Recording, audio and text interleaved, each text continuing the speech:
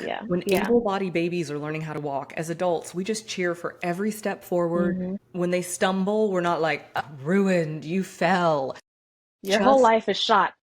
we don't do that. We just cheer for Yeah. every step forward. And Yeah. suddenly I started to bring more of that energy to me and to Hmm. see my previous financial history, which, people would call colorful, and my bankruptcy. And I saw it as like a baby taking two steps in a row, Hmm. as in, I'm going to create wealth. I'm going to ultimately create a business and a life that I love. Didn't happen overnight.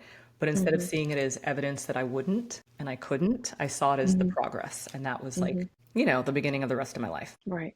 Well, yeah, thank you for sharing that. And it takes a certain amount of strength, I think, to say that because people have a lot of shame around the mistakes they've made and they don't want anyone to know about it. But the way I look at it is if you give that kind of power to your mistakes and the things you don't want to repeat, then you're giving power to other people to hold that over your I head. believe in strategy, but I believe that our mindset is fundamentally the foundation. We can't, you've got to believe it before you can see it, which is, I think, the best example. And I know you see this with your clients is if you don't believe you're worthy of the money or you don't believe it's possible for you, you literally won't see opportunities when they are presented to you. And I have examples, and I'm sure all of your community can think of times where they just thought something was too good to be true, or they thought, an offer being made to them was a joke, and Hmm. later realized, wow, like that was real. That was an Hmm. opportunity. They just weren't in the frequency of believing they were worthy and ready. And so yeah, I'm like a business coach slash money mindset mentor because money is never actually just about money. It's Yeah. stand Yeah. in for worthiness and trust in self and the divine